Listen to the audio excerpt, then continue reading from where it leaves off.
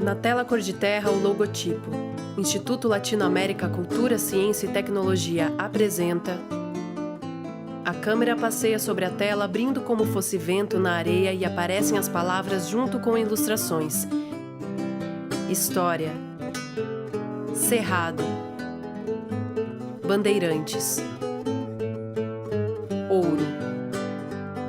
Cidades históricas. Brasília. Memória viva, ecohistória do Planalto Central. Rochas da Cidade de Pedra, Toca da Onça. Céu muito azul com nuvens em formato de algodão. Aves sobrevoando. Vegetação do cerrado com gramíneas, arbustos e árvores esparsas. Pequenos cactos. Palmeiras com caules longos. Rochas de diversas composições e origens. Inscrições rupestres nas rochas. Os primeiros humanos chegaram ao Planalto Central há 12 mil anos. Encontraram um clima agradável, diversidade de flora e caça, se adaptaram e construíram aldeias. 4 casas retangulares de palha dispostas em um semicírculo. Ao fundo, árvores altas típicas da região. Queda d'água, vasta vegetação, utensílios de barro. Cada grupo tinha o seu território, onde ele predominava. Altair Salles Barbosa, e controlava esses recursos. Antropólogo e geólogo. Então isso era fácil de você ter um planejamento ambiental adequado que propiciava a felicidade. Rocha clara com escritas primitivas em vermelho.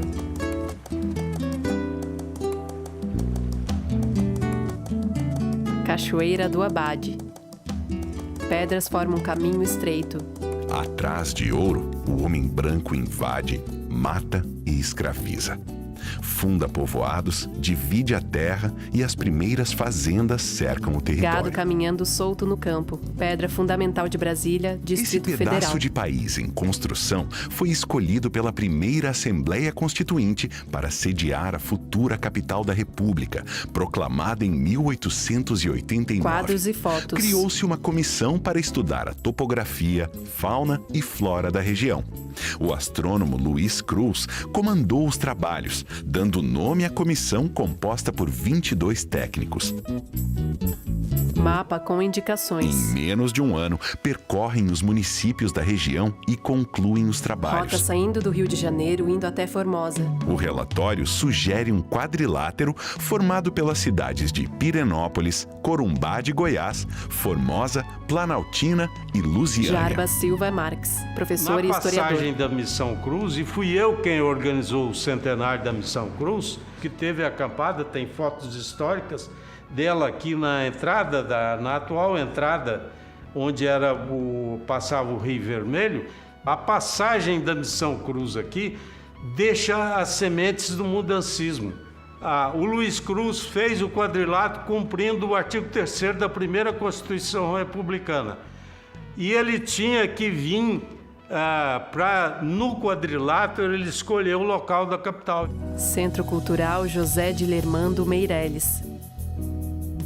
Retratos na parede. Então, a base, os fundadores dessa academia, Gelmires Reis, Benedito de Mello, todos eles foram mudancistas desde a Constituinte de 46. Então, tudo isso foi centrado aqui. Fotos em Santa ilustrativas. Luzia. A Comissão Cruz chegou na então Vila Formosa da Imperatriz. É que o fotógrafo Henrique Morizzi, quando chegou já à Vila Formosa da Imperatriz, ele fotografou também esta cachoeira. Lembrando que próximo a essa cachoeira está o Marco Zero da Comissão Cruz. A foto funde-se com a imagem real da cachoeira. E esse Marco Zero foi dele que surgiu o quadrilátero Cruz, que viria a surgir o Distrito Federal. Samuel Lucas, historiador. Imagem vista do alto do Distrito Federal. O local exato do Distrito Federal só seria delimitado 60 anos depois da Comissão Cruz.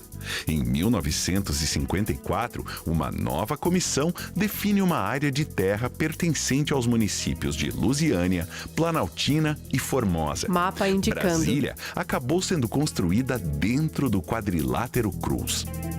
Essa aqui é a cidade-mãe de Brasília. Imagens da cidade. Porque a luta em apoio à campanha pela mudança de Brasília foi estruturada aqui. O presidente Juscelino mostrou que o Cerrado era viável. Fortes quedas d'água. E por que o presidente Juscelino veio para cá? Porque aqui ele recebeu todo o apoio da colônia goiana e ele sabia da importância dos intelectuais, dos autodidatas de Santa Luzia. Porque quando ele assume a presidência da República, o local já estava escolhido, as terras já estavam desapropriadas. Fotos da construção de Brasília. Se o presidente Juscelino pôde construir Brasília, é porque os filhos de Santa Luzia entregaram a terra escolhida e desapropriada. Quando o JK foi eleito, já muitas fazendas estavam desapropriadas, o que permitiu construir a cidade. Elias Manuel da Silva, historiador do Arquivo Público, Distrito Federal. Nós descobrimos um mapa que era um mapa desta comissão. Então este primeiro mapa, ele é totalmente diferente do mapa que até agora era considerado o mapa oficial ou o primeiro mapa de Brasília. Imagem do primeiro mapa. Porque esse mapa, ele estava preocupado em descrever a espacialidade cultural, a presença humana, como era de fato nos últimos 200 anos. É um mapa cheio de fazendas. É um mapa onde estão todas as fronteiras de fazendas, onde estão riachos, onde estão as estradas antigas. Diferente desse mapa que era considerado o primeiro, que tem uma pegada mais preocupada em colocar as curvas de nível, tendo em vista a construção da cidade.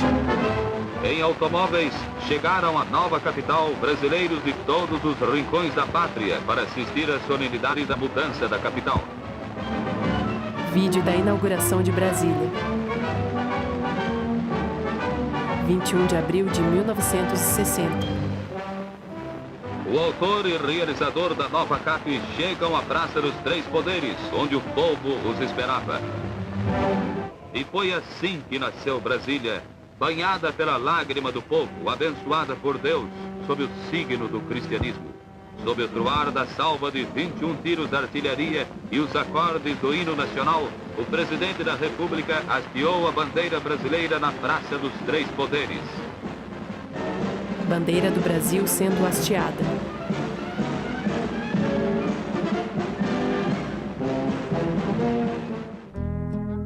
Ginasta pulando na cama elástica.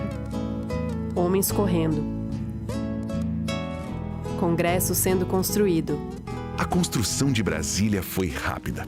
Da posse do presidente Juscelino Kubitschek, em janeiro de 1956, à inauguração no 21 de abril de 1960, foram apenas 4 anos e 4 meses. O discurso da fundador de Brasília é o discurso da chegada do moderno num ambiente que não existia nada, né? É o vazio, a construção de uma cidade no vazio do Cerrado. Wilson Júnior, historiador, caminha em frente ao Congresso. Desde o início do século XVIII, já existia uma ocupação portuguesa aqui, existiam as fazendas, existia uma história, existia um povo que morava aqui, né? E o discurso de Brasília, da cidade moderna, é exatamente um discurso que se sobrepõe ao que existia anteriormente. Então é o modernismo, né, se sobrepondo ao arcaico. E a cidade de Brasília representa o símbolo do modernismo, né, diante de um Brasil atrasado. A câmera se aproxima de rochas com cavernas. Edificações de Oscar Niemeyer. Quando Brasília é construída, tá ali a cidade de Planaltina, tá ali Braslândia, né, tá a igrejinha velha de Planaltina. Pedra fundamental Planaltina. Né? Tem os antigos caminhos, as antigas estradas que serviram para o atual asfalto de Brasília. Placa indicando a igreja São Sebastião de Planaltina. A nossa luta é exatamente essa. Brasília nega a pré-história dela. Simone Santos Machado, Associação Amigos do Centro Histórico Planaltina. Nós somos totalmente contra o discurso que Juscelino fala, quando aqui cheguei nada tinha. Tinha muita coisa. Olha a cidade. Os índios crixás que por aqui moravam, os calungas, sabe? Existia toda uma vida em um cerrado. Telas pintadas. Os nomes que nós temos aqui como Sobradinho, que é um nome que já existia no século XVIII. O Paranoá, que é a Tupi, né? É o Lago Espraiado, também é uma referência ao século XVIII, século XIX. Taguatinga, né? Tauatingá, que é o barro branco, que é a argila, também é uma referência ao século XVIII, século XIX, né? Então você tem o Pipiripau. Então você tem várias referências que estão dentro do mapa do Distrito Federal. Visão aérea do Lago Espraiado. A prancheta, o desenho de Lúcio Costa, ele teve que se adequar entre os cursos d'água que existem aqui na região, né, que têm seus nomes todos ligados ao passado, do século XVIII, século XIX. Então é uma cidade que absorveu todo esse cenário que aqui existia. Então a nossa pesquisa ela é feita para compreender e principalmente para combater uma certa teoria que existiu na historiografia aqui de Brasília, que faz referência à chegada de Brasília como aquela que constrói a história da região. Visão aérea, eixo rodoviário. Como se a região fosse nula de cultura, nula de experiências históricas, nula de culinária, não tivesse aqui já um povo que desde os bandeirantes tinha construído esse espaço. Visão aérea de viadutos, prédios e automóveis em Brasília. Então, essa história de que Brasília chega e cria história anulando uma história anterior, o arquivo público não aceita mais. Então, a cartografia me permite ver quais eram os primeiros caminhos, onde foram as primeiras localidades e, principalmente, permite perceber os topônimos. Mapa cartográfico. Os nomes dados para os lugares que foram dados aqui na região. Então, a pesquisa nossa, fundamentalmente sintetizando, é feita para a gente tentar reconstruir esse espaço no mais longo temporalidade possível e mostrar que esse espaço aqui, quando chega a Brasília, já é rico de uma experiência que deve ser resgatada para contar a própria história de Brasília. A história de Brasília, ela tem que ser vista e contada a partir da história de Goiás. Não podemos desvincular a história de Brasília da história de Goiás. Desvincular isso é colocar Brasília num lugar sem história. Isso nós não admitimos como historiadores. Imagem aérea de Brasília. Com o passar dos anos, Brasília atraiu muita gente e irradiou por todo o Planalto Central. No Cerrado, a agropecuária se integra à economia de mercado, mas desmata metade da vegetação nativa. O intenso crescimento populacional e a expansão desordenada surgem cedo demais para uma cidade de apenas 60 anos. Os cientistas alertam sobre os riscos. Muitos carros e ônibus cruzando viadutos e avenidas. Um calçadão com várias mesas na rua com clientes e garçons. O quadrilátero já se expandiu, né? Todo o território próximo, mais diretamente próximo de Goiás, faz parte do quadrilátero, está junto ao quadrilátero de Brasília, tem uma forte influência aqui. Wilson caminha na Praça dos Três Poderes. Então, o Distrito Federal, que é hoje a terceira maior cidade do país, né, com seus 3 milhões e poucos habitantes, é muito maior pelo que está próximo da região do Distrito Federal, né? Nós temos... e essa integração é uma integração que vem acontecendo aceleradamente, né? Fotos de animais e vegetação. Já perdemos metade do Cerrado, né? O Cerrado, desde os anos 70, vem sendo ocupado, né, bastante pela expansão da agricultura e pecuária, principalmente, mas também expansão de urbanização, a própria criação de Brasília ajudou nesse processo. Catedral. Abertura de estradas, né, mineração, hidrelétricas. Braulio Dias, ecólogo. Então, hoje em dia, as taxas de desmatamento e queimado no Cerrado são as mais altas do Brasil e são o dobro das taxas de desmatamento e queimada na Amazônia. Imagens de queimadas. Flor do Cerrado. E todo mundo se preocupa com a Amazônia, com razão, é importante, mas a preocupação com o Cerrado não é tão grande. O pessoal não sabe o valor e a riqueza do Cerrado. Visão geral de prédios e avenidas. A criação de Brasília trouxe modificações radicais para o Cerrado. Por quê? Porque se implantou aqui uma coisa que não existia antes. Um conjunto de infraestrutura viária, um conjunto de infraestrutura elétrica. Então, para isso, foi necessário represarem as águas, criarem lagos artificiais. Ponte sobre o lago artificial. Criarem indústrias para sustentar a população que migrou para o centro-oeste. E com isso mudou radicalmente o panorama que antes existia. E que, a partir de 1950, começou-se a esboçar um novo tipo de ambiente, um novo tipo de panorama, um novo tipo de economia.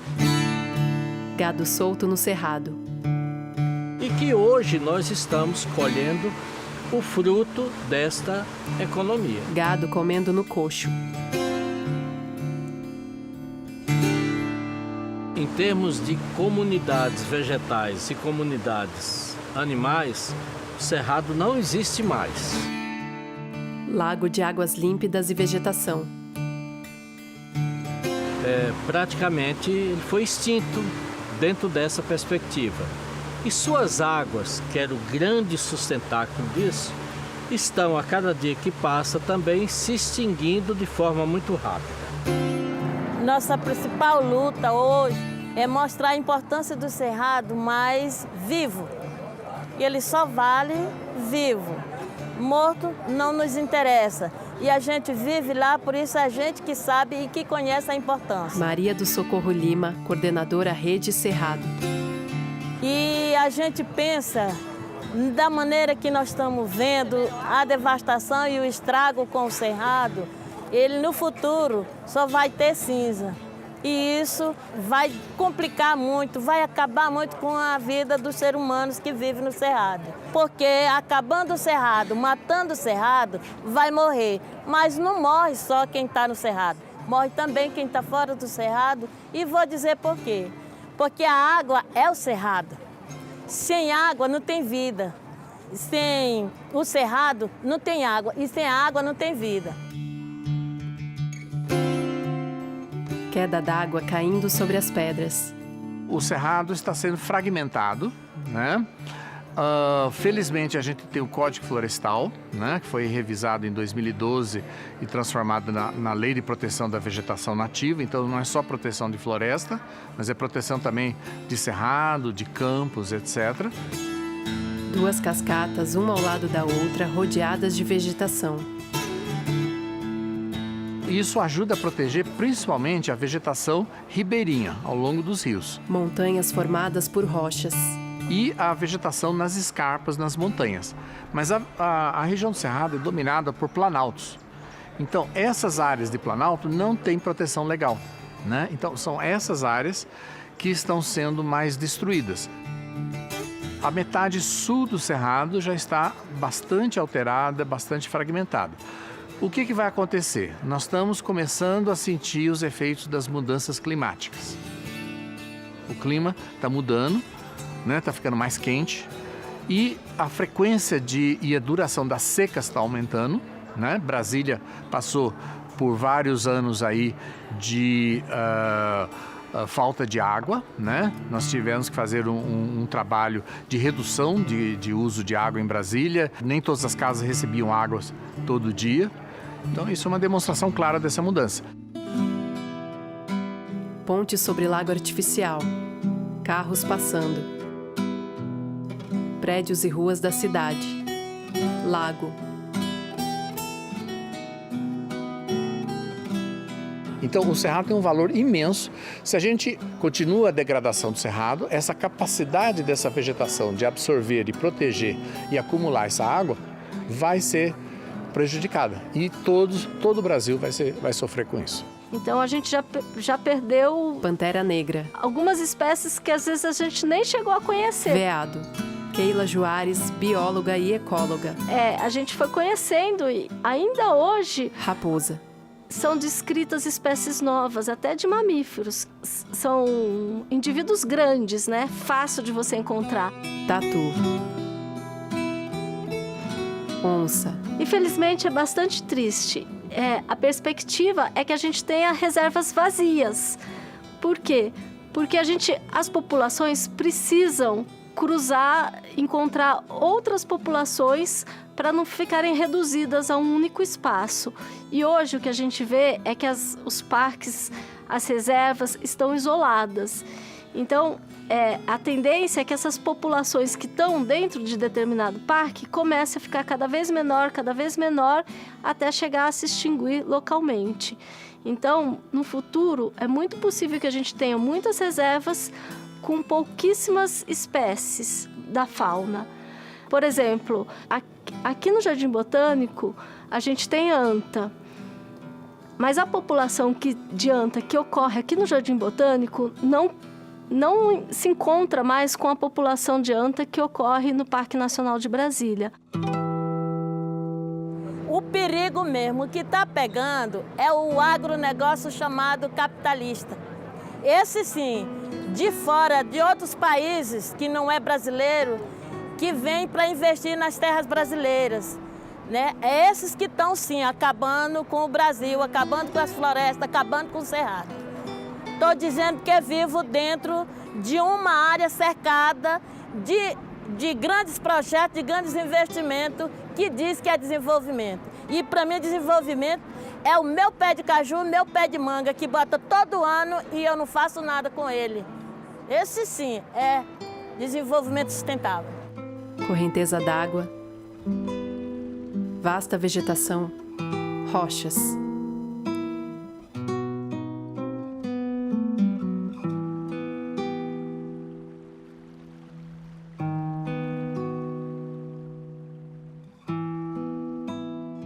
A tela escurece. Imagens de desenhos primitivos. Sobem os créditos em letras vermelhas e pretas. Créditos. Roteiro e direção, Caco Schmidt. Autor e produtor, Atanagildo Brandô. Coordenação de produção, Paula Mello. Diretor de fotografia, Vinícius Cernicchiaro. Câmera e operador de drone, Eduardo Schmidt. Técnico de som, Rafa Cambará. Produção, Bel Geisel. Fotos, Luiz Ávila. Imagens aéreas de Brasília, ABR Filmes. Consultoria técnica, João Batista Silva. Pós-produção, montagem, Eduardo Schmidt e Gustavo Schmidt. Decupagem, Tati Bear. Narração, Kiko Ferraz. Diretor musical, Eduardo Schmidt. Trilha sonora original, Cuba Cambará, Nando Roça, Gilberto Oliveira, Beto Chedid. Técnico de gravação de áudio, Rafa Cambará. Mixagem e finalização de áudio, Rafael Lindemann. Infografia, Fabrício Mena Barreto. Motion Design, LA9 Motion. Coordenação de finalização, Gustavo Schmidt. Realização, Instituto Latino-América, Cultura, Ciência e Tecnologia. Cena 1 Produções. Fundo Nacional da Cultura, Secretaria Especial da Cultura,